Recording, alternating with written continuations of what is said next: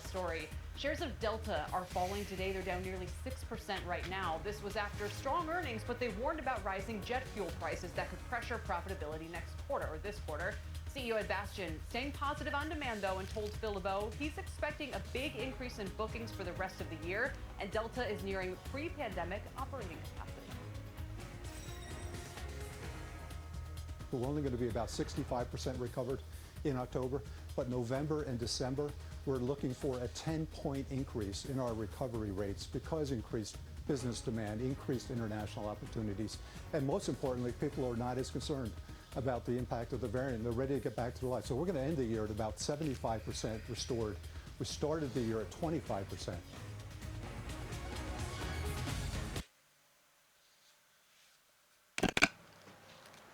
يا شباب، عشان تستعمل السيجنال لازم تشوف الاربع خانات دول، لازم يبقوا الاخضر. يبقى اي نزلة تشتري، اي نزلة تشتري، اي نزلة تشتري. اربع خانات دول خضر، اي نزلة تشتري وانت مغمض، اي نزلة تشتري وانت مغمض. هنا هوت لما تلاقي الاربعة دول بالاحمر، اي طلعة بيع، اي طلعة بيع. نفس الحكاية في الباوند اوسي، اي طلعة بيعها، اي طلعة بيعها، اي طلوع بيعه. خلاص. لما تلاقي اخضر واحمر مفيش صفقات تاخدها على العملة دي. يعني هنا مش هتاخد حاجة، هنا مش هتاخد حاجة، هنا هتاخد باي بس، هنا هتاخد باي بس، هنا مش هتاخد حاجة. دلوقتي احنا عندنا البيتكوين هنا هوت، اي نزول تشتريه. شايف؟ اي نزول هتشتريه لان هنا هوت ده كله طالع. هنا هوت مش هتعمل حاجة، تستنى يلا الاربعة دول يبقوا بالاخضر، يلا الاربعة دول يبقوا بالاحمر. لو هو في 2 و2 او 3 و1 استنى وشوف عملة تانية مظبطة. واضح الكلام؟ بس عشان ايه العملية تبقى واضحة، لان لسه في ناس بتسأل تقول لي انا بستعمل السيجنال ازاي. انت بقى بتتريد البيتكوين ماشي، بتتريد الذهب ماشي، بتتريد البترول ماشي، بتتريد الباوند اوسي ماشي، اليورو اوسي ماشي، الكاد ين ماشي، الدولار ين ماشي. العملة اللي انت بتتداول عليها اشتغل عليها مع نفسك. وكل حاجة احنا عندنا 10 شرطات، اكيد هتلاقي في صفقة. فانا كل ما بلاقي حاجة معينة بحطها، لو حاجة مظبطة هتلاقيني بحط الايه المظبطين. Welcome back to the exchange. Let's get to Julia Borston for a market flash. Julia? Kelly, AT&T shares are trading at an 11-year low today. That stock is down about 12% year to date, and this comes ahead of AT&T's earnings, which are next Thursday. The company is expected to report a nearly 7% drop in revenue and 2% growth in earnings per share, and it all comes as investors reprice the company as it prepares to become a pure-play telecom when it completes the sale of Warner Media to Discovery. That is expected to happen next year. Now, B of A did warn in a note out this morning that it thinks that consensus estimates for earnings from AT&T's wireless division are too high, and there's also the question of whether AT&T could be hurt if Apple's iPhone deliveries are impacted by chip shortages. Guys? A lot of struggles there. Verizon also at its lowest levels in about a year and a half. Julia, thank you so much. Julia Borston with the latest there. Coming up, FDA advisors meet tomorrow to discuss Moderna's COVID booster. And while it could ultimately be approved, one analyst still sees more than 50% downside in the shares. He'll present his bearish case next.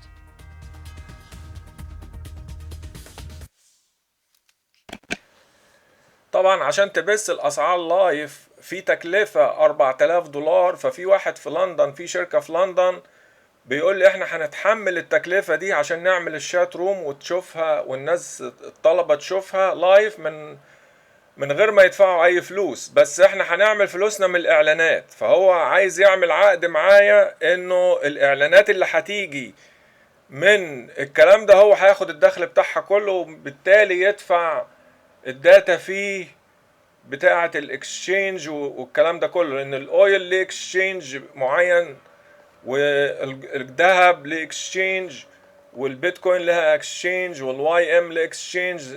فكل عملة من دول لها الاكسشينج بتاعها ولها مصاريف معينة. فاحنا عايزين نقلل التكلفة على قد ما نقدر. فهو قال لي مالكش انت دعوة بالتكلفة، انا هنعمل الشات روم وهندخل الناس عليها، ومن الاعلانات هدفع للناس دي كلها، وهدفع لأي حد يعوز فلوس، فمالكش دعوة بالتكلفة. فاحنا شغالين على المواضيع دي دلوقتي وبنحاول اظبط وياه، وهو بيكتب العقود وانا هقرا العقود، ولو في اعتراض مني او حاجة فيعني احنا بنجهز كل الكلام ده، وان شاء الله الشات بتبقى جاهزة قريب. دي هتبقى حوالين العالم، اي واحد، والشات مفتوح 24 ساعة، اي واحد يقدر يخش ويطلع وياخد السيجنال اللي انت عايزها. بتشتغل فوركس ماشي، بتشتغل ذهب ماشي، بتشتغل S&P 500 سوق امريكي ماشي. هنحط جميع العملات وجميع الصفقات اي حد بيطلبها هنعملها. فهو بيظبط الكلام ده، الدخل اللي هيجي من الاعلانات هيمشي بيه الكلام دوت ويدفع المصاريف كلها. ده الاتفاق بتاعه. وطبعا اي دخل هو هيعمله هيبقى ليه هو ماشي. فانا ما عنديش مشكلة طالما هيظبط لنا شات روم كويسة وهيعمل لنا كل حاجة ممتازة، وهيدفع المصاريف بتاعة الداتا فيه ديت وتكلفة الشات روم وتكلفة الويب سايت، وهو يعمل الاعلانات. انا ما عنديش مشكلة، المهم الكل يستفيد والكل يعمل فلوس. واضح يا شباب؟ بس عشان تبقى الامور واضحة وعارفين احنا في انهي خطوة دلوقتي. فالشركة اللي في لندن هتتكفل بكل الكلام دوت كله، واي مصاريف هم هيدفعوها. Welcome back. Some breaking news on the vaccine front from the National Institutes of Health. Meg Terrell here with those details. Meg? Hi, Kelly. We're getting the first glimpse of highly anticipated results from a trial the NIH sponsored, looking at what happens if you get a different brand of vaccine booster than you got for your primary series. And what this initial look, which has just been posted on a preprint server and has not yet been peer-reviewed, suggests is that if you got the J&J vaccine, you're going to be served best by getting a booster of one of the mRNA vaccines. Otherwise, there was a slight showing perhaps that the Moderna vaccine overall was the best booster. If you got Moderna first, you'd want that as a boost.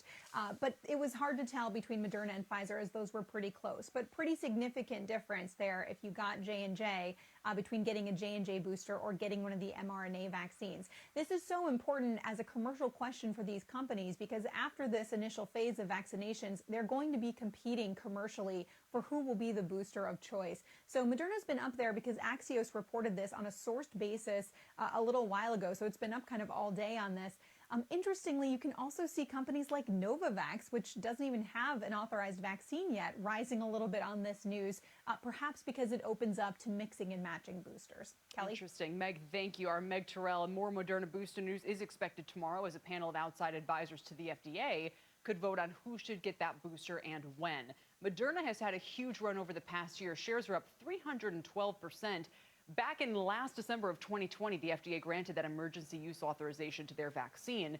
Since then, over the summer, the shares really picked up momentum when meme traders pushed them higher in July and August of 2021. The stock hit a record intraday high back on August 10th, and it hovered around those levels before taking a dive in September. So would this booster approval kick shares back into high gear? Not so fast, says our next guest. Joining us now is Bank of America Securities Research Analyst Jeff Meacham, who has an underperform rating on Moderna and a 135 price target. So that's nearly 60% downside. Jeff, welcome. Is this a valuation issue for you mostly in the wake of this kind of meme run-up? Thanks for having me, Kelly. Yeah, that's pretty much it. It is valuation. You know, we're not negative on the technology itself. We're not negative on the potential for the mRNA, platform to, have other indications beyond COVID. It's just that the assumption here, when you look at valuation, is that it's, 5 billion forever for Moderna. It's less of a tail, I would say, with Pfizer. So the ability to use boosters, for annual boosters for the foreseeable future, we think just probably isn't a realistic scenario, but that's what the stock is telling you. Meg hinted at this battle that's going to take place between Moderna and Pfizer to become the booster of choice in the marketplace. How important is that financially to the company? It is pretty important. I mean, we haven't really talked about, J&J or Novavax or even AZ or others. the ability to take share going forward is going to be important. But I would say, though, the two mRNA vaccines are more alike than different. Technically, at tomorrow's FDA panel, the Moderna vaccine did not technically hit the endpoint, and Pfizer's did. Although I do expect FDA and recommendations, for boosters for at-risk people to not really differentiate between the two. But it is absolutely true that going forward, from a commercial perspective, market share will be really key. But you're saying the third dose booster is already baked into expectations, maybe more so, that people are kind of, like you said, getting at this $5 billion in perpetual sales figure that doesn't add up even if they get that nod. I also want to ask you about maybe some tensions between Moderna and the Biden administration, where the chief scientific officer says about Moderna today, quote, "We expect them to stand up as a company and making this vaccine more available to the world." But it would seem important that they have a strong relationship with the government, which is basically, calling a lot of the shots here in terms of the vaccines. Yeah, no, two great points, Kelly. I would say the first thing is, the vaccines are very similar to other pharmaceutical products that you see good price points in the U.S., Europe, Japan, and higher discounts, I would say, in rest of the world. So vaccines are not that dissimilar from a market commercial perspective.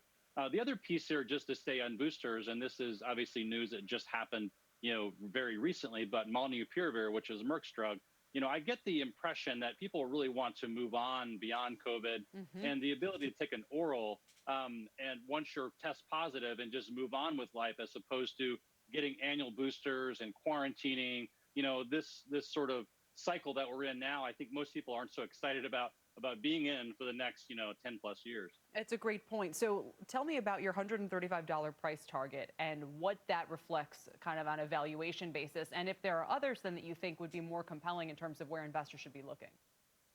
Yeah, we think so. In general, we assume a reasonable probability of success for the non-COVID pipeline.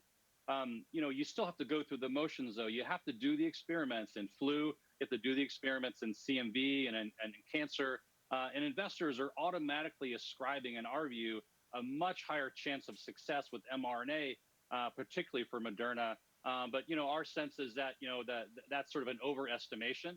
And then from a COVID booster perspective, we assume that next year will be essentially modestly lower, and then it sort of tails off. But mostly investors assume that an annual booster, whether alone or combined with flu, is going to be the standard. And we're just saying not so fast. If you look at other COVID companies, I would definitely say that other companies like Vir has a antibody, as does Lilly.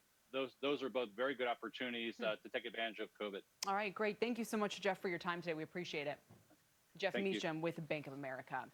Still ahead, will the IRS be spying on your bank account? We'll clear up some of the facts and the new White House proposal to recoup billions worth of tax dollars right after this.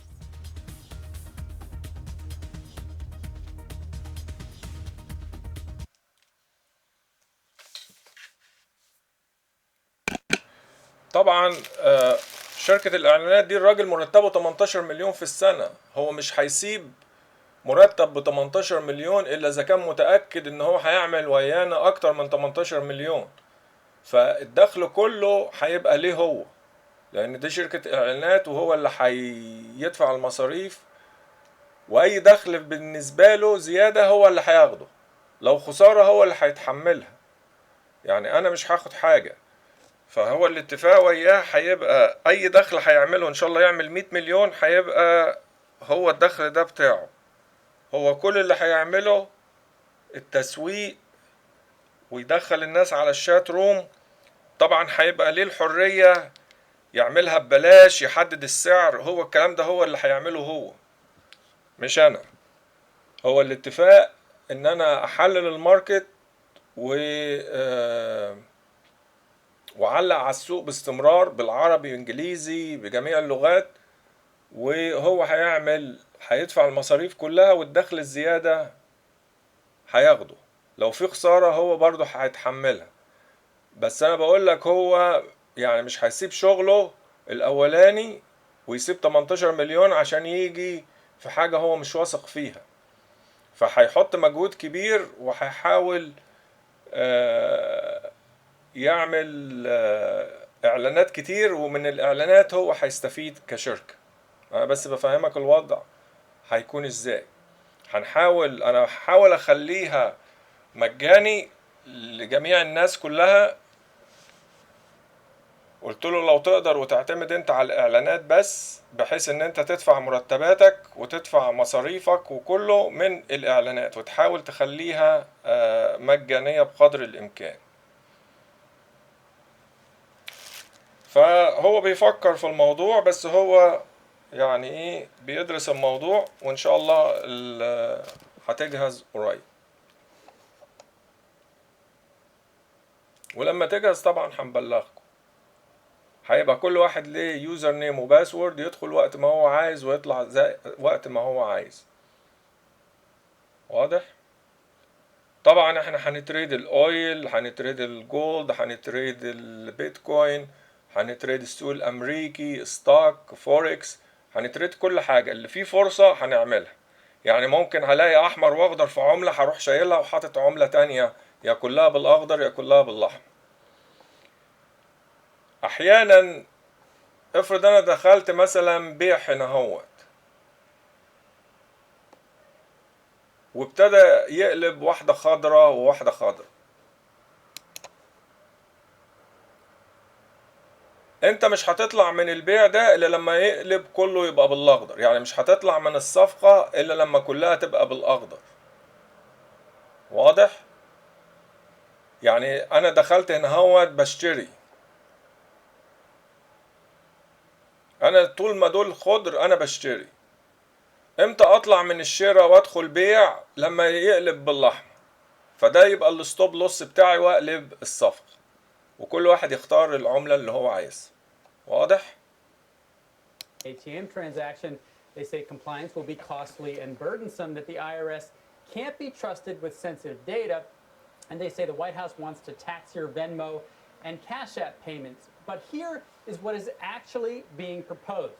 The White House plan would require reporting of just two additional numbers: the total deposited and the total withdrawn for the year, not every transaction.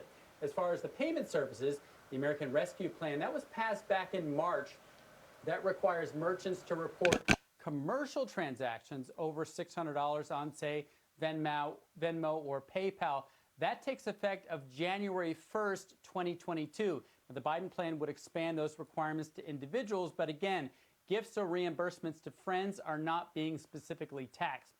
Now, Kelly, the House plan has not included this in its early draft because it is all being hotly debated and lobbied in Washington. When we say they want this reported, presumably because they want it taxed. So in other words, I bought paid $500 for a secondhand couch on Venmo several years back. Let's say that was a $600 purchase. Is that now something they would want me to report and be taxed on, or is that how it works already? What is the goal here? The goal is really underreported income. Say you report income to the IRS of $50,000, but you have deposits either through Venmo or your bank account of $200,000. The IRS is going to say you only reported income of 50, but you took in 200. Where did that come from? Is that really income, and did you underreport your income? So that's what they're looking at, really on the income side as opposed to the withdrawal side, on both the payments and the bank accounts. And we know that's a pervasive issue, but is there any way for them to get at it that would seem less invasive? Well, they say it's not invasive to just have the total at the end of the year. So again, they're not looking at individual transactions. They just want to know total at the end of the year. What did you take in and what did you get out? And with those two numbers, it's not that hard to report them, and you can tell a lot about whether they've accurately reported their incoming and outgoing. Very, very interesting. Very helpful as well, Robert, in breaking this all down. We appreciate it. That's our Robert Frank. And that does it for the exchange, everybody. But we're just getting started. Power Lunch begins right now.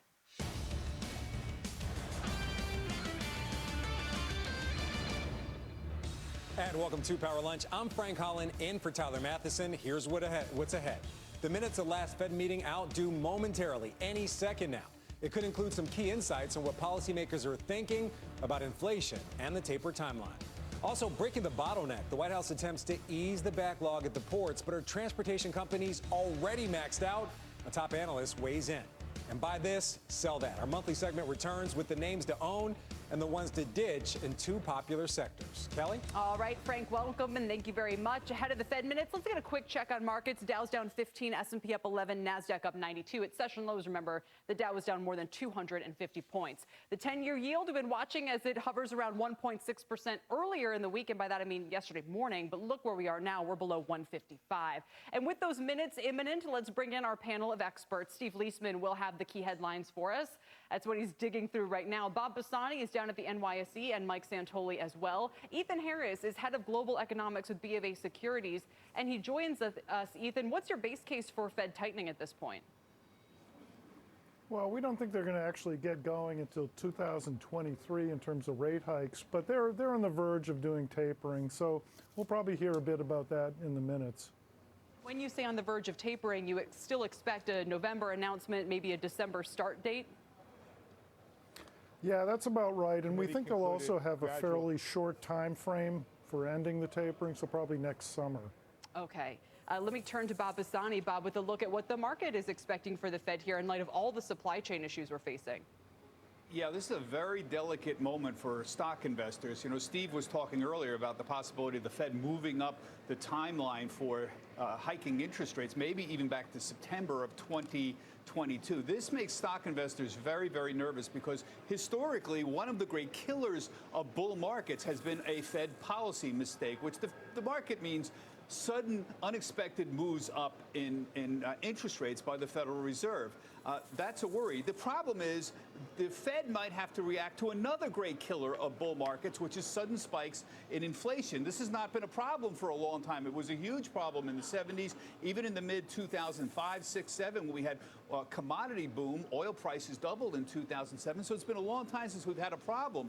That's why the market's very worried about this move up in oil. If oil goes now even higher from, say, 80 to 100, that's not good for stock investors. They're going to be worried the Fed is going to move up its timeline even more to deal with commodity inflation, particularly energy. So it's a very delicate moment right now for stock investors. Mike, turn over to you. In July, officials from the Fed, they really stressed that they don't believe there's any real link between tapering and interest rates going higher. We've seen interest rates go considerably higher as we've reached closer and closer to November. Do you see a link, and how do you see the markets reacting if these rates continue to go higher? Well, the Fed has obviously taken pains to try and separate the idea that tapering, they want to get kind of out of this mode of buying $120 billion in bonds every month and separate that from when the Fed itself eventually raises short-term rates. And I think they've mostly succeeded in doing that. I find it fascinating. The current debate is not about, boy, won't the taper be scary? It's the market attempting to try and anticipate when the first rate hike will be. Maybe they've pulled it forward a little bit right now, but it's not because the tapering process is about to end. So on that front, the Fed's probably been pretty successful. But yeah, I mean, market-based yields, longer-term yields have become a little bit unstuck. But I have to say, they've not necessarily gone to the levels where you'd feel as if they were a threat to growth.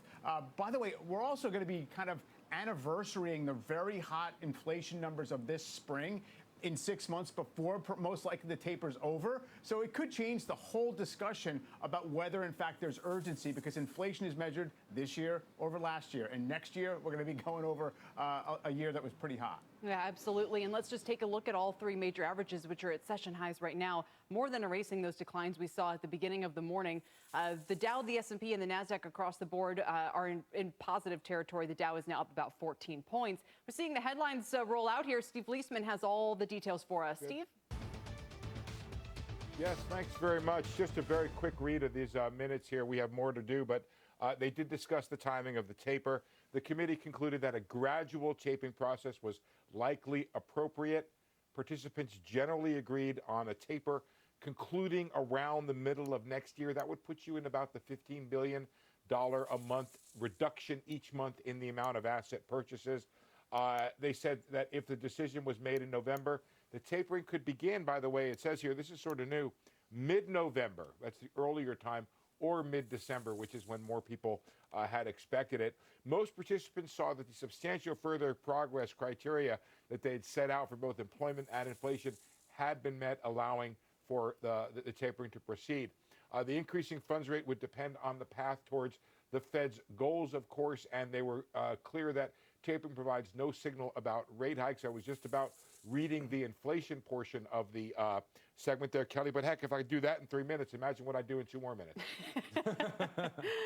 Thank you, Steve. We'll come right back in a moment. Ethan, do you want to just react to this?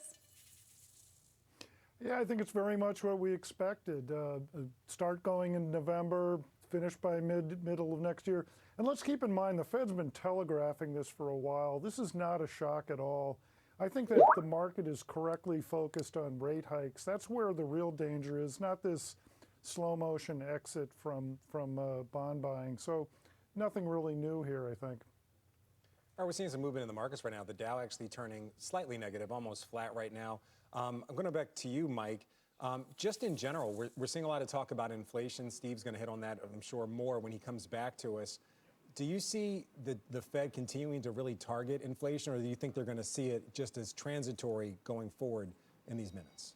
I think, well, it seems as if the Fed would like to extend the period over which you can give the benefit of the doubt to the transitory camp. Clearly, they're having to acknowledge it's been stickier than they had previously anticipated.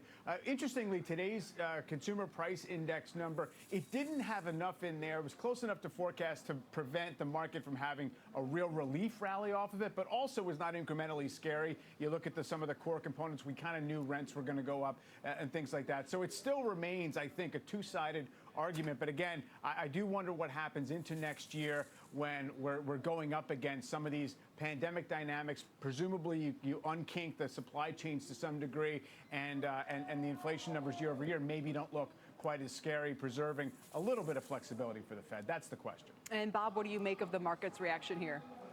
Well, we're moving up a little, and that's because they're reassured. Again, this is I think very good communication with Powell and the rest of the FOMC, saying there is no relationship between tapering and rate hikes. Don't be concerned about the taper talk. The rate hikes are still way down the road.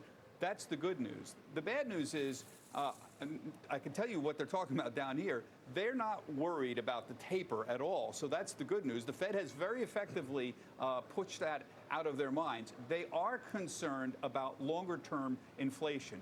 Nobody believes that wage hikes that we have been seeing are transitory. Nobody. They are going to be very sticky. However, it's another business at all, completely, when you're talking about commodity inflation. I hate to go back to oil again, but if oil goes to 100, that's going to be a major problem. That's going to catch the Fed's attention. That'll move up the timeline for rate hikes, and that's why it's very hard to get a handle around this. We just don't know where some of this non-wage-related inflation is going right now.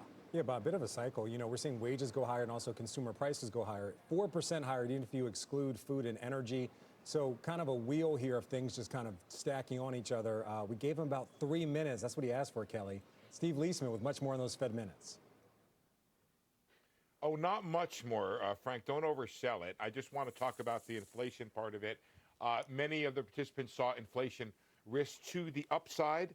And then on the issue of rate hikes, a number of participants raised it, didn't decide on the possibility of beginning to increase the target range by the end of next year because they expected the labor market and inflation outcomes specified in the committee's guidance to be met by then. And some of them saw inflation likely to remain elevated in 2022 with risks to the upside, as I said. I'm going to take a quick look here while we're live at the Fed rate hike probabilities, and they look fairly unchanged at the higher level we've been reporting.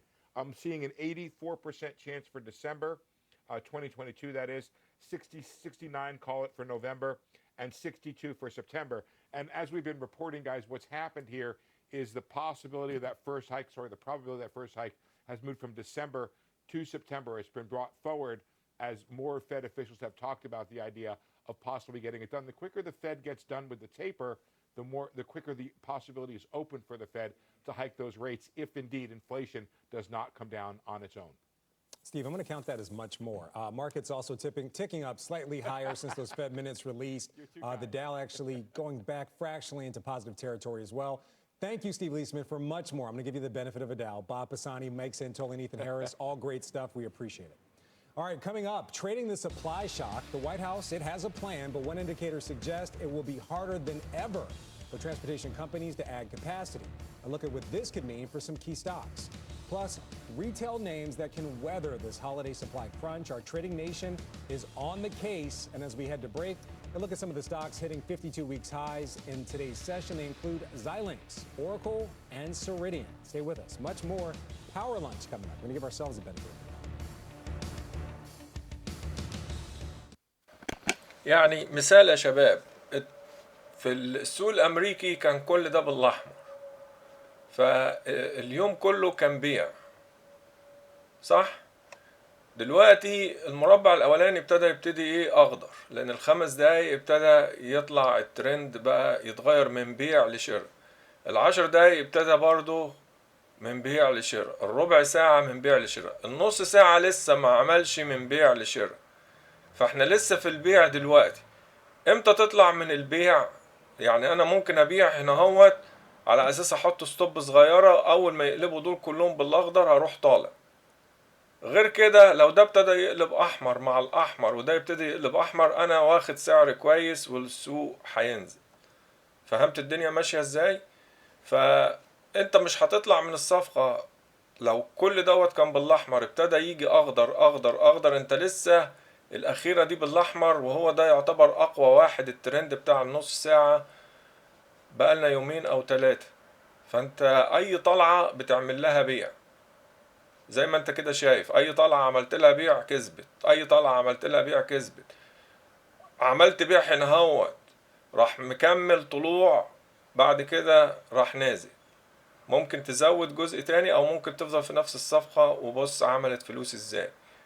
هنا هوت انت طلعت، فانت المفروض تعمل بيع ويبقى الستوب بتاعك لو كله قلب اخضر زي دوت، يبقى انت تطلع من الصفقة دي، وساعتها اي نزول هتاخده زي دوت. لما يبقى كله بالاخضر اي نزول هتاخده شر، اي نزول هتاخده شر. واضح؟ طبعا انت ممكن تدخل في اي وقت انت عايز على حسب وقتك، سواء في الشرق الاوسط، في اوروبا، في امريكا، في استراليا، كل واحد الشات هتبقى مفتوحة 24 ساعة. هنعمل تحليلات اقتصادية وسياسية من وقت برضو في الفيديوهات، يعني هيبقى حاجة متكاملة. ماشي؟ ده بس كانت فكرة سريعة ازاي هنستعمل الشات روم، وازاي يعني هنشتغل في الفترة اللي جاية. لو في اي تعليق او اي سؤال مش واضح يعني انا ممكن اجاوب عليه. The White House hosting a virtual meeting with major retail and transportation CEOs in an attempt to alleviate the supply chain bottlenecks. The president is expected to speak shortly. Kayla Tausche has more on the Biden administration's strategy. Kayla? Well, Kelly, ahead of that meeting, President Biden and the White House announcing a deal to move the Port of Los Angeles to 24/7 around-the-clock service as part of a deal with the International Longshoremen and Warehouse Union.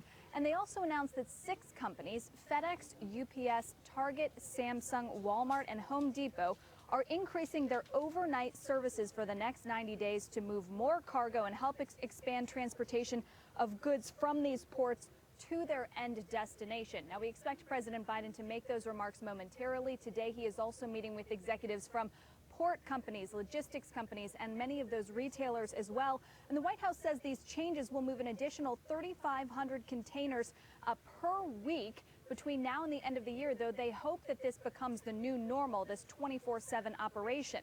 Senior administration officials have also called on freight rail and trucking companies to incentivize workers to increase their capacity. But so far, there's no official expansion on that front. The administration says it is focused on incentives, not penalties for now, but it's unclear how long that can last. The administration is acutely focused on alleviating these supply chain logjams by the end of this year, and specifically by the holiday season, so that American shoppers can get their purchases on time and at reasonable prices without those prices rising very sharply. They have someone at the National Economic Council who is leading that effort, and senior administration officials tell me that they are hoping, and so far they believe that the data will bear out, that this inflation tide starts to ease at the beginning of 2022. But Kelly and Frank, a lot has to happen before then. Our Kayla Tausche reporting from the White House. And as Kayla reported, the U.S. is very focused on alleviating the nation's supply chain crunch by focusing on one of the key pain points. That's the Port of Los Angeles complex. 37% of all containers imported into the U.S., they come through this freight gateway. Top items, electronics, clothing, and furniture. And year to date, those imports, they are 30% higher, really stretching the capabilities of the port to get those containers moving all around the country on trains and on trucks.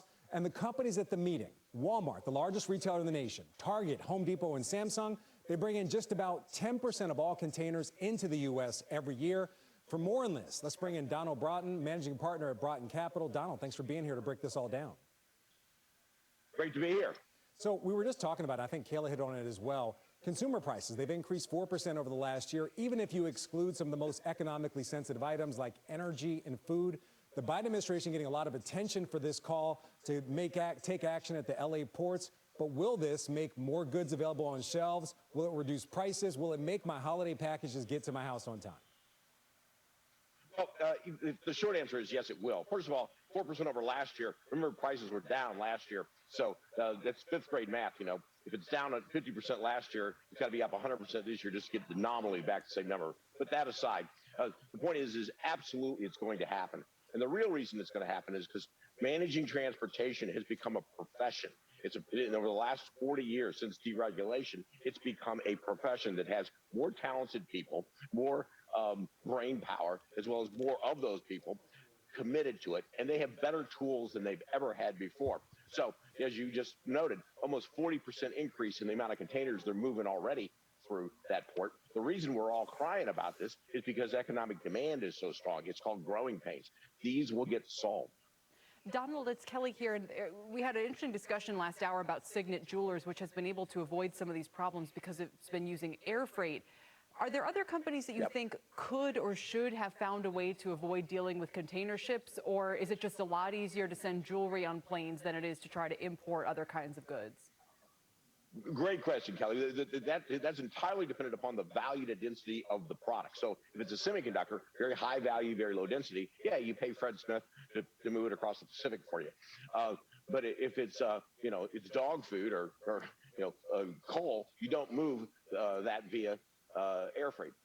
So high value, low density type goods, absolutely, positively. A lot of the stuff that goes in the stocking stuffer is going to get moved via air freight, and the FedExes and UPSs of the world are going to benefit from the results of it, as well as XPO Logistics, people like that.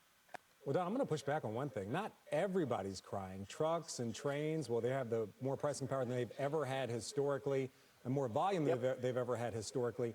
My question for you: we saw some big name companies there at this meeting at the White House: Walmart, Target, Samsung. If they increase their operations, how are they going to offset the increased cost to those operations? They're also going to have to hire more people. How does that all work for their top and bottom lines? Well, there's two things that work here. First of all, the higher the value, the lower the density of the product is, the less a component the cost of transportation is in the cost of goods delivered. So if you look at something like coal, for instance, half of the cost of goods is transportation. The cost of goods delivered is the cost of the transportation. Versus an iPhone, it's a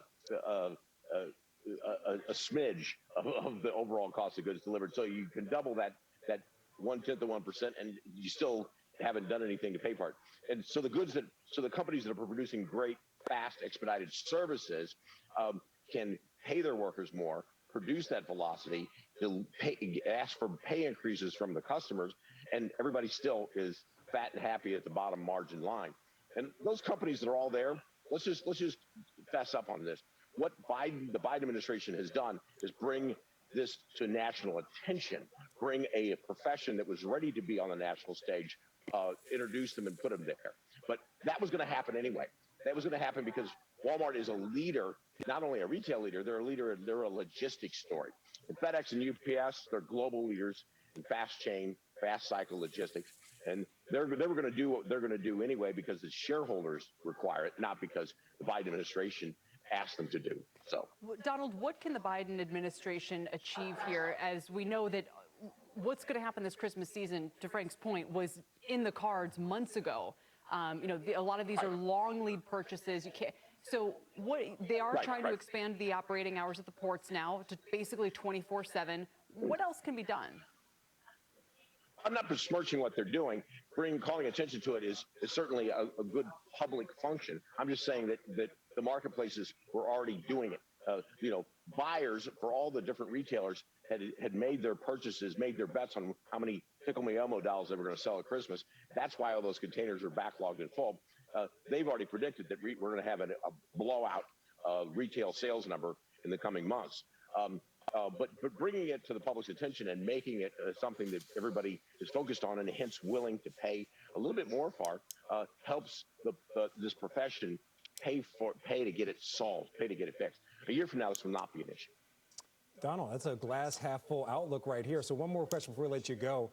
What is this effort at the Port of LA, increasing output from the Port of LA, going to do for shipping costs for other companies all around the country? Do you see those increasing substantially? I know you said everybody's going to be fat and happy, but it's hard to believe that retailers are going to be fat and happy when it's going to potentially cost more to truck, retail, and ship their goods by rail. Well, if you have a limited amount of inventory, you don't have to go to discounting to sale prices quite as frequently. So you might just be just fine as a retailer at the bottom line when the auditor closes the books at the end of the year. With that said, what happens here is, remember that a lot of these are fixed costs. There's a big fixed cost in running a port or trucking company, shipping company, or railroad. So if you accelerate velocity, you move more product through it.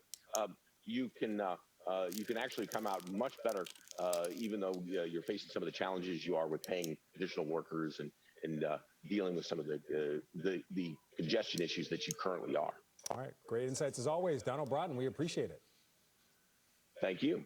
Coming up, we are still awaiting President Biden's comments on these supply chain worries. We'll bring them to you as soon as they begin. We're back in a moment with a whole lot more Power Lunch. Stay right there.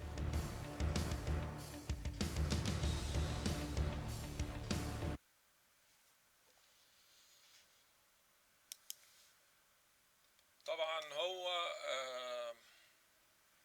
مطلوب منه انه هو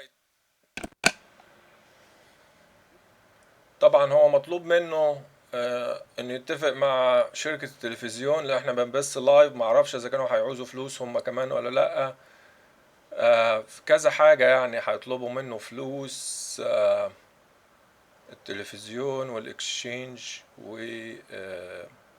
الله اعلم ايه تاني. وممكن يطلع لك النيوز واير ديت برضو ممكن يطلبوا منه، لان انت بتبث لايف، فكل واحد هيعوز ياخد حاجة من التورته. فهو طبعا انا مش فاضي اتعامل مع الكلام ده كله، هو هيتعامل مع الناس دي كلها.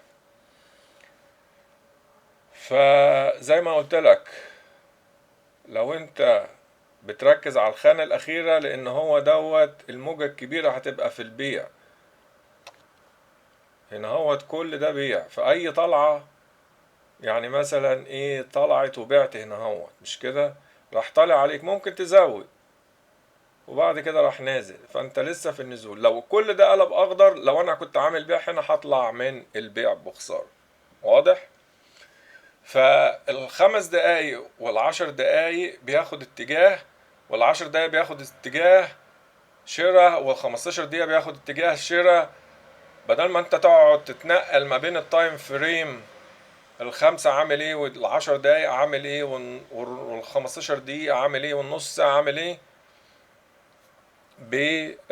بتاخد الاتجاه في لحظة، وقدامك 10 عملات. ممكن نخليهم 20 أو 30. يعني ممكن أعمل صفحة تانية زي ديت كده وأغير العملات التانية، بحيث العملة اللي هي فيها صفقة ممكن أنت تاخدها في أي وقت. مش لازم أقولك دي بيع ولا شراء، أنت مع نفسك تجربها. طبعا أنت تجرب الكلام ده على ديمو الأول وتشوف السيجنال لغاية لما تتأكد ازاي بتستعملها وكده. ولو في سؤال انا موجود ممكن تسألني فيه. ماشي؟ يعني مثلا هنا كان في شراء في الكادين، صح؟ الماركت نزل جامد في لحظة كده اهوت، نزل حوالي 20-40 نقطة، فانت كنت ممكن تشتريها. بص راح طالع على طول لانه كله طالع.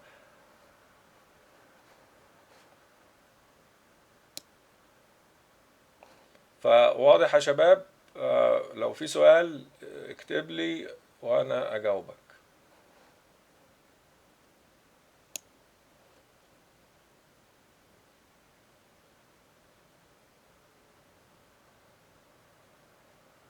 او لو في حاجة مش واضحة او عايزة يعني ما شرحتهاش بطريقة كويسة، ممكن اشرحها بطريقة تانية بحيث ان هي تدخل على طول بسهولة.